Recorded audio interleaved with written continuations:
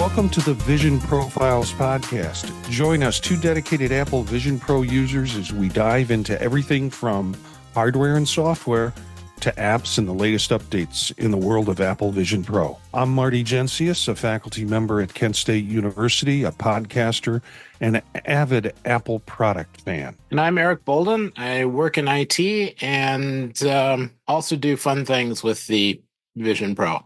Okay, we've got, we're doing a kind of crazy show today, only because we're both. Well, I'm running remote. I'm in northern Wisconsin on a vacation and stopping in the evening to try and record this. And we've got two guests with us today.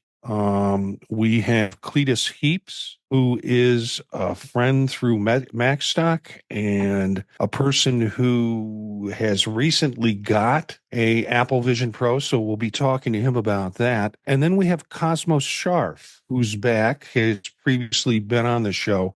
And he's got an exciting thing that he's doing. Cosmo, when you came on the first time with our show, it sounded like you were into some really cool stuff. And then the next thing I know, I see this article or this something that came through your newsletter saying you're doing this hackathon. And I thought, okay, that's really cool.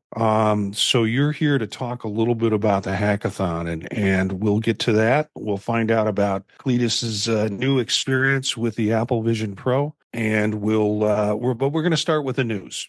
Today's episode, we're going to cover the news, and then we'll get into these stories from our two guests, and then talk a little bit about apps that we find that are kind of enjoyable to work with. So there was a series of stories basically all saying the same thing, that developers are not happy with Apple, and with that, not happy with Apple Vision Pro as part of that. And it was game developers in particular who were struggling with Apple Vision Pro and with Apple around arcade and that. The story originally came out as a article in mobilegamer.biz, and then a lot of the other Apple writers and Apple sites kind of picked up on it. So in summary, the complaints were some studios wait up to 6 months to get paid, which with indie developers is a real struggle. Apple Arcade team doesn't seem to respond for weeks or even months, if they respond at all. A developer would have semi-regular meetings with Apple, but half the Apple team won't show up for them. Apple's tech support was described as miserable by one of the people that Mobile Gamer Biz spoke to. And it struggles with complex games. Apple doesn't know how to handle them. And this is particularly true for Vision Pro. It feels like for developers that they're having to go back 10 years to kind of work with that process or that platform. They also reported Apple engineers don't really understand how this headset works. So it becomes more of a problem for them. They're not able to offer any insights.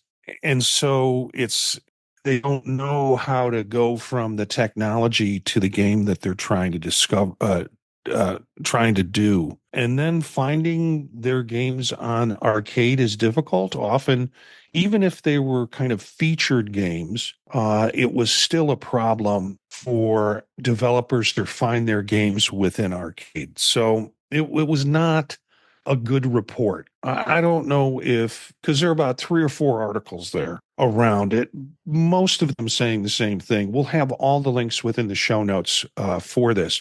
So my question is then, your reactions to these kind of articles or this situation? I found that the App Store is terrible with the Apple Vision Pro. If I don't know to go look for something, I'll have a very hard time finding it. Yeah, I'm not surprised at all about these articles. There's a couple aspects to it. There's certainly discovery within the app stores, and that's just not that's not specific to Apple Arcade, but just the broader app store for VisionOS specifically as well. The Vision Pro is not designed for games. Of course, there are games and game creators can build games for the platform, but as far as I'm aware, just based on reporting from like, I believe Mac Rumors or wherever it was, like prior to the launch of the Vision Pro, it was said that Apple essentially like shoehorned in, they realized later on in its development, they're like, oh yeah, we should probably have games on this thing. It seems very much like an afterthought. And I would go so far as to say like it perhaps maybe won't ever be great for games until there are controllers. That's a big thing, of course, that the Quest has over the Vision Pro. And there are trade-offs, pros and cons between having controllers and having hand tracking. But, at least Quest gives you the option of having either. And there's, the physical input of having a joystick, of having the haptic feedback, of having the physical buttons. It makes for a much better experience for gaming. And I expect and await Apple to have some their take on, what a controller would be like for this platform. Yeah, I think I'd agree with that. Search in general on the Apple Store across all of the lines is difficult. Trying to find something and not, getting some, a product you weren't looking for or not having it missing has been an issue for a while. But this is a first gen product. So, I really expect there to be issues until, let's just look at it like the iPhone. It took, the first gen was all web apps before they started making apps. You're probably looking another year or two before you find that first premier game. I'm willing to cut Apple some slack for sure that this device has only been out for half a year. That said, the App Store at large has been available since 2008. So you would think that whatever lessons Apple has learned from that multi-decade journey on mobile would apply to their next big thing and improve App Store discovery specifically. So that's a bit frustrating. And also just based on, some of the details of those articles you were sharing, Marty, it gives the impression of, just lack of care and attention to developers. If it's true that developers are not getting paid after half a year, I wonder if there's more to the story. We're hearing these reports, they're not firsthand reports. I'm not the developer in this situation, but that just seems very perplexing. Do you think this will be a wake up call? Will Apple pay attention to this and try to fix it? Probably not. I don't know. I'm sad.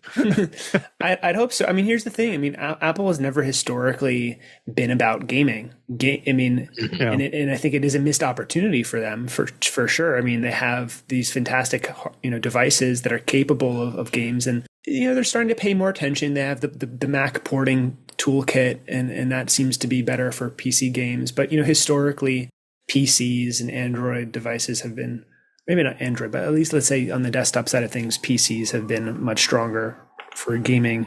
And only recently, in the past maybe less than 5 years or so, Apple seems to be paying more attention to games. But it's not, from like a revenue perspective, I don't know what the exact numbers are, but I don't think it's like their biggest source of revenue. So that's why I say, like, I think that they can unfortunately quote unquote afford to not invest as much as some gamers and game developers would like them to. Yeah, I've got to agree with Eric Cletus though. The website, or I'm trying to find a game that is accessible to the Vision Pro. It's really difficult. There are a couple of independent directories that people have put together, and those are nice.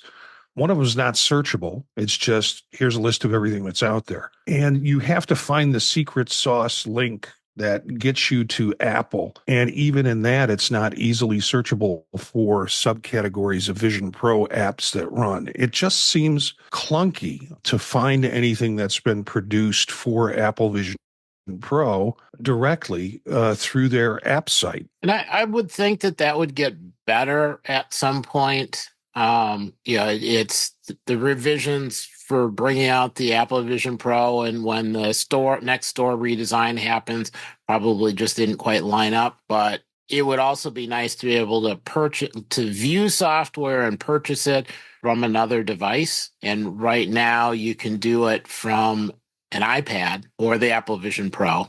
Otherwise, it's really hard. Yeah.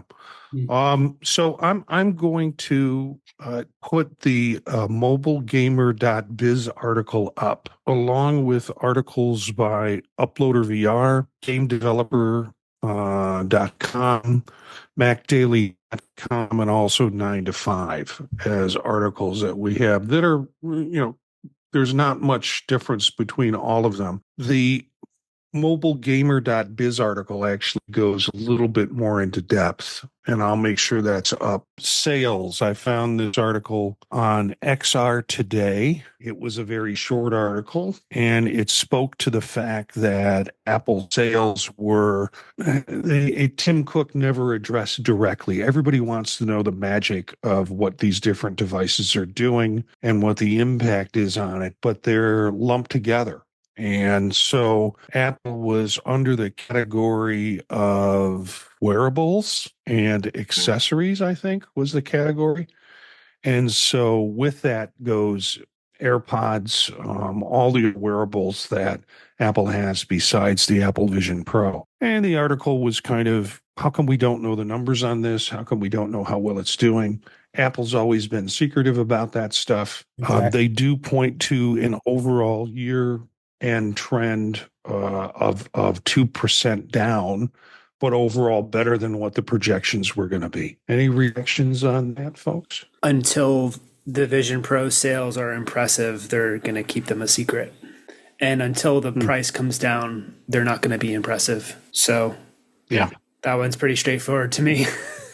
Yeah. I'd be very surprised if Apple really doesn't break their categories down.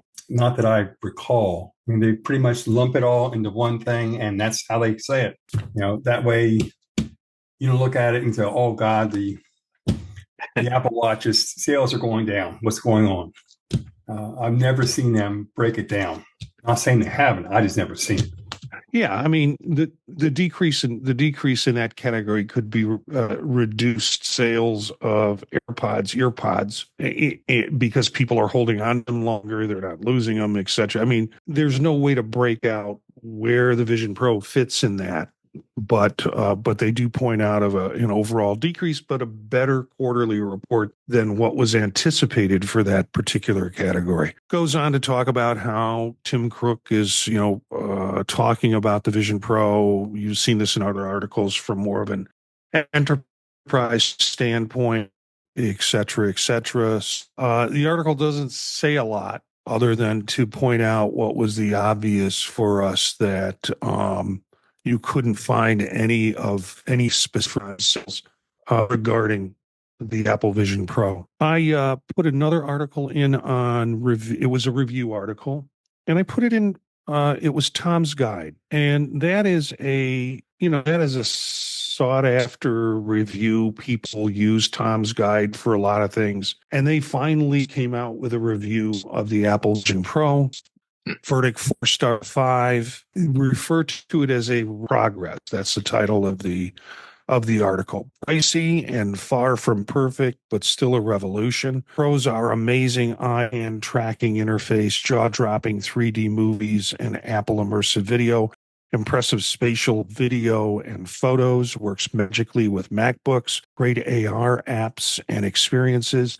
The cons, of course, still expensive. Big apps are missing, like Netflix and YouTube, but there are other streaming apps that you can incorporate your Netflix and YouTube to. So they can, in my mind, they can kind of hold out as long as they want to, because we can still get them. Personas need work. No surprise there. And the tethered battery can be annoying. So they didn't add much to what are the typical list of concerns with regard to Apple Vision Pro. But it was nice to see a large internet space and an internet review guide, Tom's Guide, as being sort of in the plus column for Apple Vision Pro. Yeah, I'm confused why they're reviewing this 6 months later. Me too.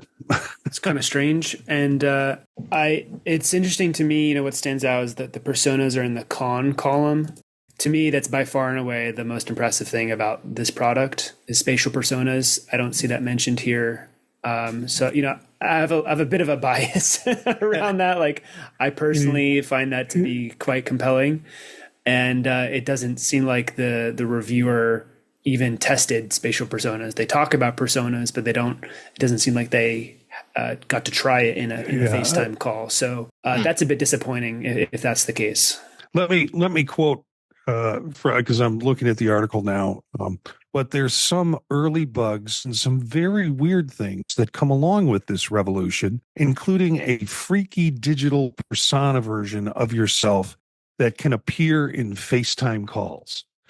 So, yeah. It is a bit freaky, I agree, but also, I don't know. I get just here's the thing. I'll admit, I haven't read this review in depth, but just doing a search for persona, I don't get the sense that they actually had a FaceTime call with spatial personas. That's not mentioned explicitly. So, if that's the case, that's a big missing piece from this review.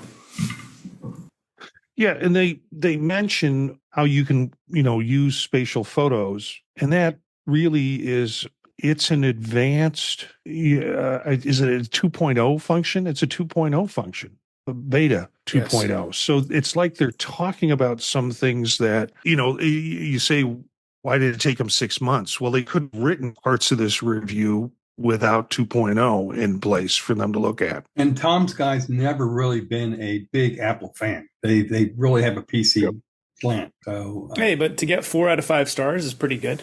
That just shows you how good the product is. Yeah, I think that's pretty decent. Yeah, I think it's if you had to compare it to the iPhone, I'd say looking at the first launch of the iPhone and the first launch of this, it's a much better product. Yes. For listeners, it's a little confusing here because we've got a little bit of lag with our internet back and forth. So I can't see Eric in his nonverbals at the speed that I usually get them. So we might be stepping on each other more than usual in our conversations. I'm going to go on to the next our next set of articles, which has come out early in the round since our last Vision Profiles episode. This article sounded like science fiction. These articles about someone having a condition, ALS, Lou Gehrig's. I mean, I think it's great. I really think the articles are great, and it shows kind of the potential of how this device could be used. And I've gotten into discussions with this. I'm not sure this is something that they thought they were going to walk into and start doing intentionally, but Apple has been about accessibility, and that seems to be one of their larger themes now. And Apple Vision Pro worked with a company called Synchron. Yeah. And I saw articles that were like, oh, this helps somebody with this. And then other article titles are pretty similar. And then they talked about a brain implant. And I thought, did the writer just get this thing wrong? But if you read those articles around brain implant, apparently Synchron has been doing these kinds of things. And actually they put the brain implant up the jugular and then implanted it into the motor cortex. In my past lives, one of the things I was, and I still talk about it because I teach psychopathology, and there's a lot of brain anatomy that goes along with that. But in my past life, I worked in a brain lab where we kind of did implants and stimulation in different parts of the brain. And we know it's done with Alzheimer's, it's done with Parkinson patients. So it's not too science fiction-y to think that Synchron is doing something like this. But they were able to integrate it with Apple Vision Pro. And the idea of this implant in the motor cortex is people can think about a particular motor movement, and it creates the motor movement in their body with this implant. Well, they're using that same sort of process to be able to have people control Apple Vision Pro, whatever it is. Did y'all have a chance to look at these and your thoughts? There are a lot of places I think that's going to have a huge effect. Just for anybody with mobility issues, trying to control anything is difficult, but the extra feedback you can get with the Apple Vision Pro and the area view, I think, is also pretty good. compared to trying to move a screen around. I like the direction and the fact that somebody's experimenting with it. Brain-computer interfaces are perhaps the most exciting and terrifying technology of our time. I think the current implementation and use case around, giving paraplegics or people with disabilities new powers, a new lease on life, with like Neuralink being a great example of that. Amazing. This example of Synchron is really cool. Essentially they let the patient control the Vision Pro with their mind, and their thoughts act as the mouse click or as the the tap gesture that you ordinarily would use your hand for, but this person doesn't have use of their hands. So it is kind of, the combination of the Vision Pro as this face computer with the BCI is kind of an incredible combination. I used to be very much on the transhumanist side of things, and it was like, we're going to be living in the Matrix in the future, and we're going to have nanobots and all that, like Ray Kurzweil stuff, and on that hype train. But now I'm not as excited about that. I think it's certainly fascinating, but the invasiveness of it is potentially very dangerous. That said, if there was a way to accomplish technological, telepathy that's not invasive and not harmful to our health, then I'm totally open to that. I mean, that sounds awesome. If that's possible, I have no idea, but yeah, the whole, like Elon Musk proposition around, if you can't beat the AI, we might as well merge with it is very disturbing to me. So, Cletus, would you allow yourself to be hooked up? I don't like needles, so very hard. But I will say this: I think Apple has a great disability team. Every OS, it seems like they sneak something in there, and this is just a continuation of this. I would be very curious to see what fighter pilots are using right now, because that same technology would probably transfer very easily over to the Apple Vision Pro. But for the rest, I don't know. I mean, if you can make somebody's quality of life better, yeah, it's. There was Michael Crichton, who did the Andromeda Strain, did a bunch of books of kind of science fiction, science futuristic stuff. Did a book and a movie called The Terminal Man, which is essentially what some of the conversation we've had today. Didn't turn out well for the guy, but I'd be happy to be hooked up. What the hell? So yeah, it's interesting. Cletus, as you talk about, they're adding more and more to accessibility. They add more and more to accessibility. And then all of us who don't necessarily need those assisting devices or assisting software find out about it and find uses for it, even though we don't need that. And that's pretty cool. The standard joke we had at MacStock was when somebody said, how do you do that? Go to accessibilities. You can find those kinds of tweaks in accessibilities. So new patent that is Apple is looking at, and the patent is going to give us the ability to use the kind of gesture things that we do with Apple Vision Pro on other devices, including the iPhone, the iPad, and the Mac. So that's interesting. Yeah, I didn't quite understand that one. Did you get that? My guess is it would use some camera aspect of the devices in order to be able to recognize particular gestures. We talked about a patent on the last show, about a patent that was done that would allow people to create their own gestures. And by that, I mean, if I want to do this, put my hands together in a praying pattern or whatever you want to call it, it would signal to whatever device that I was using to generate something else or to do something. So I could create sort of like shortcuts with gestures. So I don't know if this is an extension of that. Yeah, when I read it, I thought of keyboard shortcuts. So I know I've tried several gestures to just reach up and span stuff like this, and things I can do on the iPad that I can't do on this. and I'm retraining myself.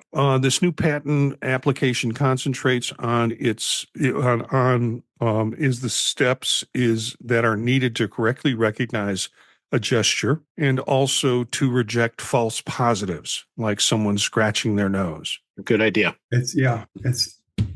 Let's see where it goes. Some hardware rumors, and I didn't go deep into this, but using the tandem OLED that Apple has on the new iPad and using that technology to in the next version of Vision Pro to some capacity. And I don't understand the screen stuff very well with that, but perhaps y'all can speak to that. So it's kind of like what they did with the new iPads, sort of, but Yeah. in small screens. Better quality, lower power consumption. It's a win-win. They can probably, by the time they get the next one out, they'll have the components smaller, so the thing will be lighter. They're talking about the next Vision Pro with this tandem, allowing for the feature to be even brighter with more power efficiency as a result of the tandem OLED technology. Yeah, that's one thing I noticed right off the bat. The third or fourth day of me using it was that it was a darker environment than so. Yes. And Yeah. I tried to find a setting to turn up my brightness. I do wonder if that's a factor of the cameras and not so much the displays, or perhaps a combination of the two. I don't know. I don't know either. So, yeah, they're brief articles, but they're articles in Mac Rumors and also Apple Insiders. So we'll have those posted for folks to take a look at as part of the show notes. There is a interesting article. Well, there's some enterprise aspects. Balenciaga, Rimawa. That tells you how much I'm into high-end products and fashion too. So those companies have developed and done their own enterprise apps for sales and for other aspects of it. And this course runs with Apple Vision Pro being released in Europe. So these companies that are part of Europe have created these apps towards the luxury brands that people in Europe are more familiar with. So we've got Lowe's, they've got luxury brands. I think more brands getting into the platform is always good. I thought the Gucci app was pretty good. I know this is not the same thing, but that's what it reminds me of. And then an article that was dropped on us by one of our friends, Brian Flanagan Arthurs. NVIDIA is using Apple Vision Pro to control humanoid robots. A new control service from NVIDIA can allow developers to work on projects involving humanoid robots controlled and monitored using Apple Vision Pro. Yeah, I think that, part of the problem with programming anything, this is like a neat way to make a shortcut. You can sit down with the Vision Pro, control the robot, walk it over exactly where it needs to be, set it up the way you want it to be, and it remembers all that. And then when you're done, you can sit there in the morning and go, "Hey, yes, lady."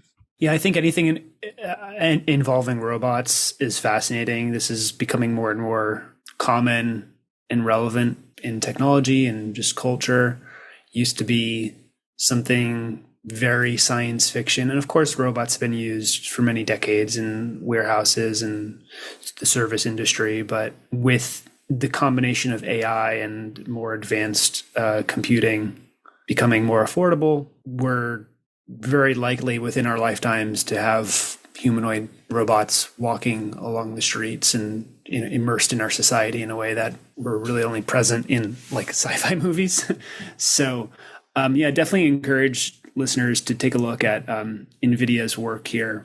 Of course, they're just one company, but they're one of the most notable in this space. And the telepresence in particular is really cool. You can see this guy piloting a robot and pouring honey on his toast as a robot wearing the Vision Pro. So it's like makes my head spin as to the future of the economy and jobs, and how we might make money in a world where eventually robots can do most, if not all, jobs that humans can do currently. I think this article and the last article are a sign of things coming. I know there's a lot of big companies have bought the Vision Pro and they're working on figuring out ways to let them take their products and put that in there so that technicians, doctors, people in the field can use this without touching their product and learn how to work it or fix stuff. I also think that this is what's going to push this product forward because money talks. And I figure, I'm surprised it's not a bigger sports presence. I bet you they're working on it now. I know almost every vendor I use is working right now on a product for the Vision Pro. That's what's going to push the thing forward, the enterprise.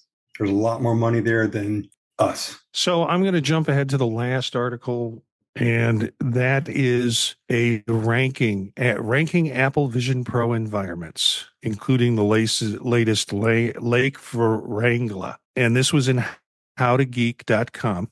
And, every ranking list, somebody's going to be disappointed. And I'll encourage listeners to take a look at this list.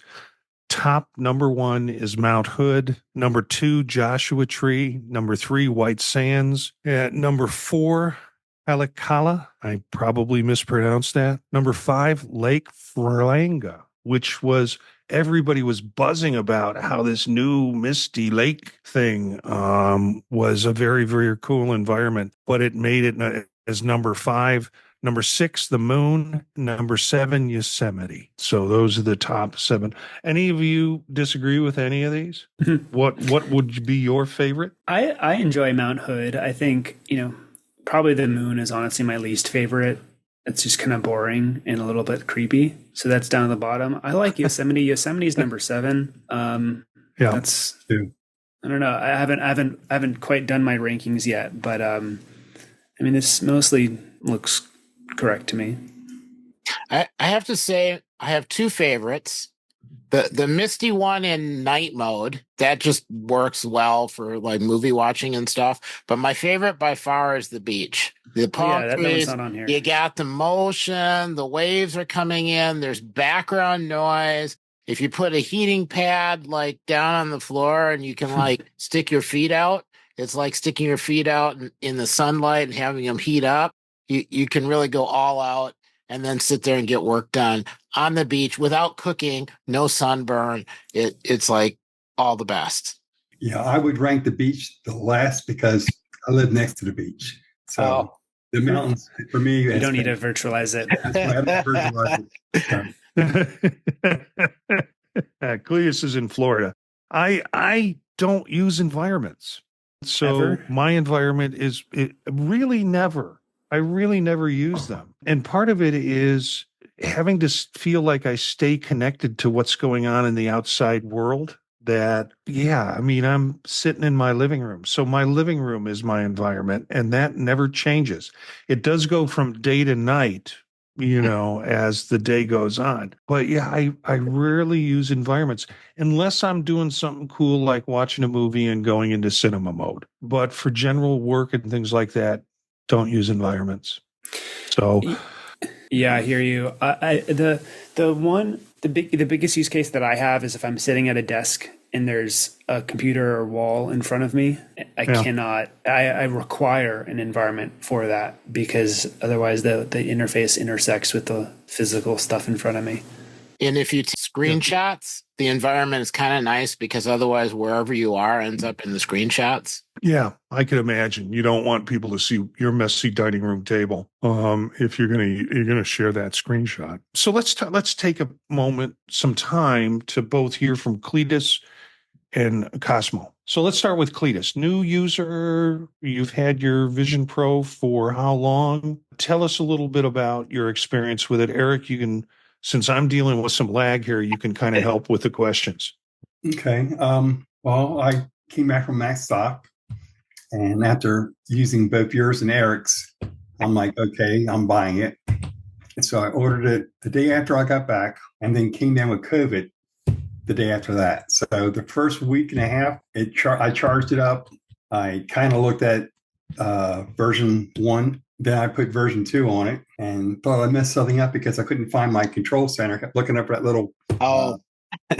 Yeah, I spent a day looking for that in settings before I figured out what was wrong. Um, uh, I I do what I do with every product. I take my favorite apps I have and I try to find them. So one of the things I had to track down was Infuse. They're in beta testing, and I tracked down the programmer, and I'm like, "Why aren't you doing something with this?" Because we are. So I became a beta tester, and I can say that is working fantastic. I have a ton of videos over at the office that I stream into when I want to watch a movie, and I tried a bunch of my old 3D movies that I bought back in whenever 3D movies were popular, and I got to say I enjoyed them a lot more watching them as a 3D movie. And I haven't seen Infuse throw any errors yet. I did kind of get confused when I would take off the Vision Pro and pull the thing off, and all of a sudden I had a blank page before I figured out you could put this thing back on and wait for low light, and it showed up. That's a bug they got to fix. Yes. Finding my apps that I use and everything else, pretty important to me, because it's not really going to be the thing I use all the time if I don't have my favorite apps. And I've written to a bunch of the developers asking, how far along are they? I'm really surprised there's not a great weather app. I mean, Carrot's in there, but I'm looking for seasonality, and I could see a weather app in 3D and immersive. Is it raining? Yes, it's raining. It's pouring down. And you can see that in that app. Productivity apps, I haven't really got there yet. I would say I'm probably about 40 hours into this so far, and about 20 of that is probably movies. The movie aspect is fantastic. I have not been watching my big screen in the other room except for local news in the morning. Even with this hurricane that just came through, that's heading up to South Carolina, it just skirted us. I mean, we got very lucky. I feel for the guys and where it came ashore. But I was using my hurricane tracker, and that I found that and put it on there. And I found a couple of things I didn't know was in there in the active version. I'm gonna go back and look, but I'm pretty sure they are not there. I'm enjoying it. I've read a bunch of people saying that they're having a problem with the weight of it, and probably because I wear glasses. I'm not. I'm used to having something on my nose. I have the standard one. I have the double. And I'm thinking about buying one of the better ones on Amazon that are padded, because I can see probably if I was wearing it for 6 or 8 hours, that would be an issue. I haven't done too many videos yet. I will. I'm going to take it out and maybe splash around the water, show stuff in the water in the sea. I tend to do that. Sunset pictures, I'm really looking forward to that. I haven't done that yet either. Mainly because I took off, I came back, I got sick, so I was off for 2 weeks, and now I'm catching up. But I can say I'm losing sleep because of it. That's a definite factor. So I'm slowly plowing through it. Have you done any connecting to a Mac? Yes, I did that the other day. I only have one Apple Silicon Mac, and that's an M2 Mac Mini. Mm-hmm. And I jumped on it, did a couple of things, pulled the screen out. And, it works fine. It works with my keyboard, the Logitech. It works with that keyboard. It works with the mouse. So things seem to be going well. I'm not finding a lot of excuses to say that this is not for me. Matter of fact, I was like, okay, I'm buying this. I was so upset when I'd really try to use it, and you cannot use this if you're coughing. This is not the product for you. But I've seen people who've sold their setups. And I'm like, they must have been using it for a while. I'm not sure I could sell my computer and get it at, entirely, but no, give it time. I would not recommend that at all.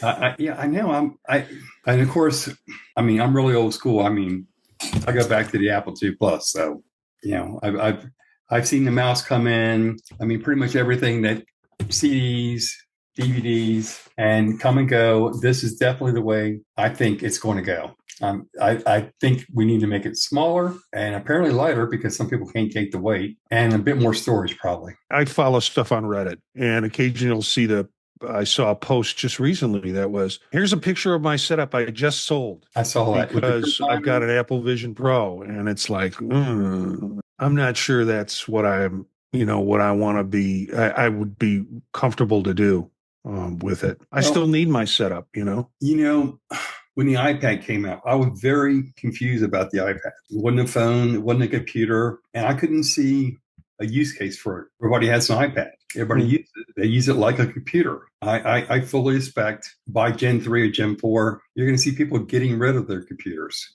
They don't need them. I've used my iPad a lot less since I got this. I don't know. I wonder where the next interface would be. I mean, you have your keyboard, you have your mouse, and this is what we're used to using. And this is, I think, a step in the right direction. I can see people leaving this format. I just can't see myself doing it right now. Well, we'll keep in touch with you, obviously, and I'm curious to see how what this turns into for you. Because I was going to make it all productivity, and it's kind of turned into 3/4 entertainment device and my entertainment device.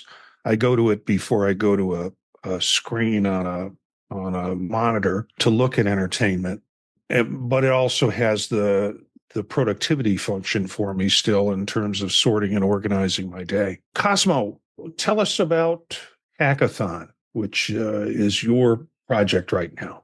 Sure. Yeah, absolutely. So I'm working on a hackathon for VisionOS developers that is on September 13th through 15th, which is a Friday through Sunday. It's global, so anyone around the world can join. You don't have to be in a particular location, which means that it is primarily remote, but there will be local meetups that you can join. Right now we have New York, San Francisco, and Paris confirmed, with likely several other places that we will be announcing over the next couple weeks. So perhaps by the time this comes out, there'll be more information on that. And the goal is to catalyze the developer community, to inspire and motivate people to make awesome things, to gain new experience building for this platform. Because while it is quite cool and there are 2,500 VisionOS native apps, the platform and ecosystem could definitely be a bit more robust.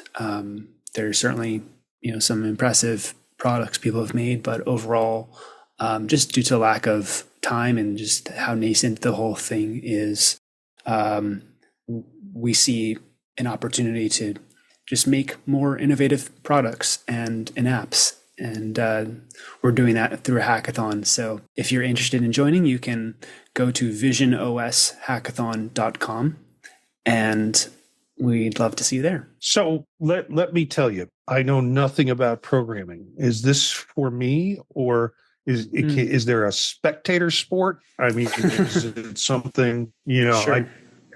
I'm good at spectating. Yeah.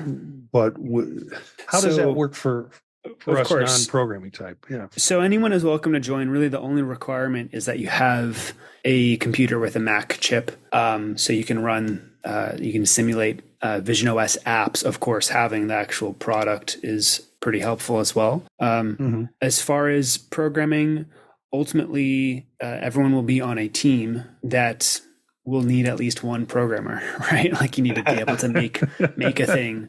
So it's okay if you personally don't know how, so long as you are able to find someone that has more skills in that department and you can contribute in some meaningful way. That's part of the fun of it. And we'll be doing some matchmaking on the first day to ensure that everyone is appropriately paired. And there will be prizes. We haven't yet announced what the prizes are.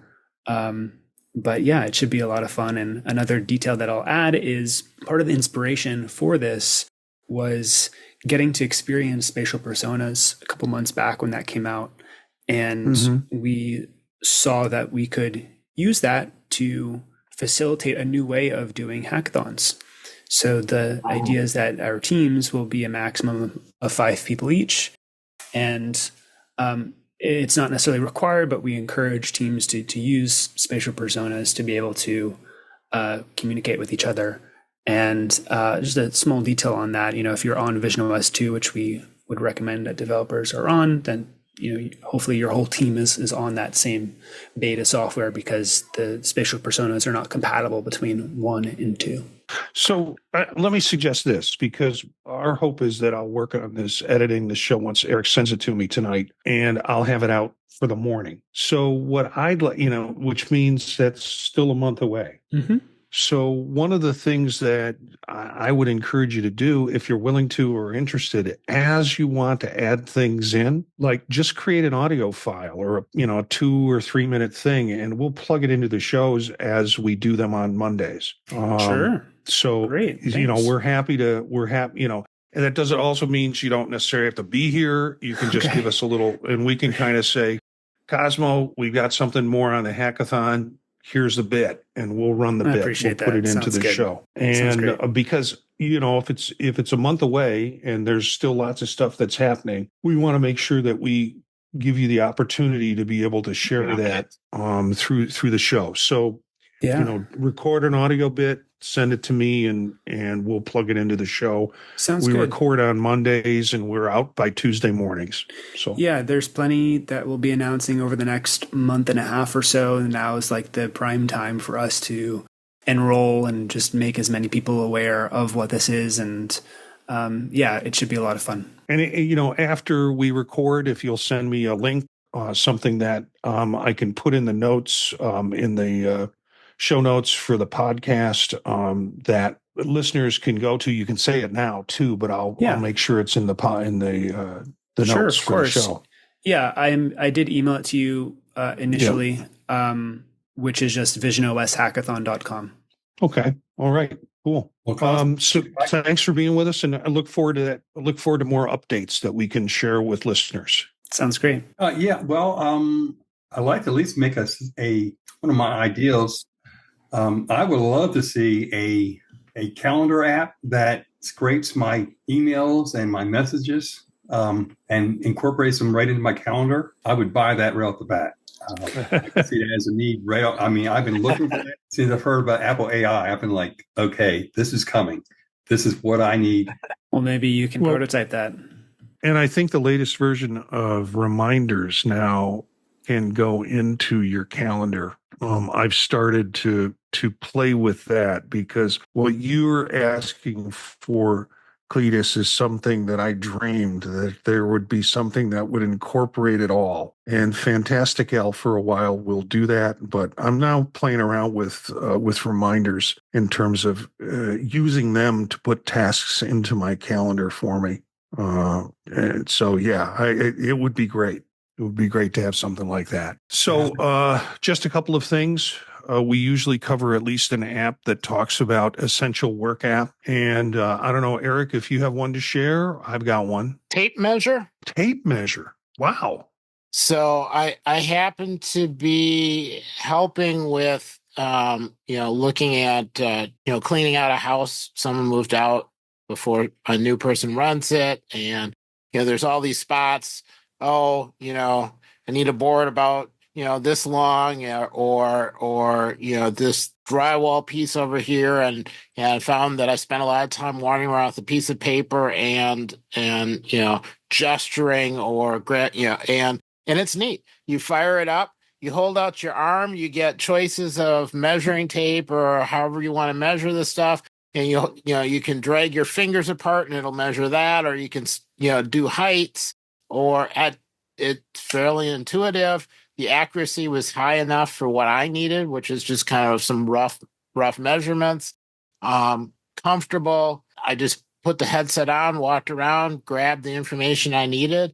I could take screenshots when I was done, so I didn't even have to write it down. It was pleasantly surprising. Then let's see, what was the other one? Oh, PCalc, because I needed a calculator, and I wanted a calculator with paper tape option, and it works with everything. I already had it on my watch and my phone, so make sure I have the same app everywhere. That worked. And then the last one, just because I was interested at, the descriptions I'd read about software that would be instruction manuals. There's something called Built 3D, and I only wanted to see an example of it. I wasn't planning on using it, but I was always curious to see the little water filling coolers they have in a bunch of places, how they actually attach to the wall.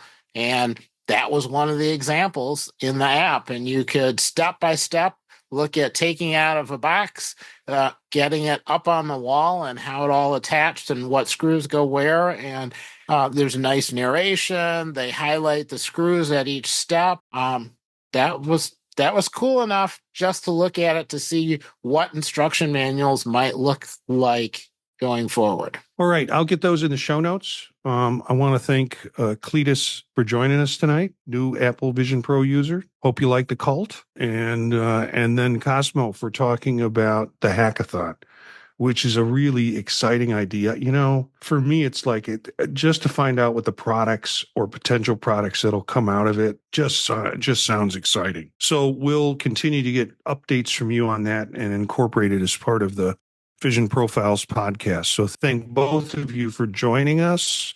We have a new project with Chuck Joyner of Mac Voices. Eric and I are starting to do sort of a panel conversation with Chuck once a month. Our first episode came out earlier this week, and it was kind of the social aspect of Vision Pro.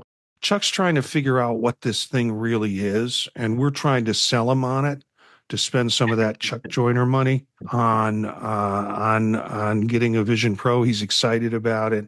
He did the demo with Cletus when we were at MacStock. But with this episode we're doing every month or so, it's called Vision Pro Focus. And we're going to talk about themes. So we'll probably talk about entertainment. We'll come up with themes where it's just a conversation about how this really works within the headset versus this show where we're going through news items and we're talking to people and getting ideas out and sharing some apps with you. Vision Pro Focus will come out monthly. Chuck will post it through Mac Voices. We'll also post it as a bonus episode for this podcast. So look for the first version, which will be in first episode, which is already in your Vision Pro profiles thread of shows on Vision Pro Focus. Thanks for tuning in. We'd love to hear from our listeners. If you have any ideas or want to join in on an episode, email us at visionprofilspodcast@gmail.com. Our bumper music is Free Jazzy by Steve Combs, courtesy of the Free Music Archive. Learn more about us at VisionProfiles.info and all the other available podcasts that are part of the podtalk.net. Spread the word to other visionaries, and thanks for listening, and we'll see you next time.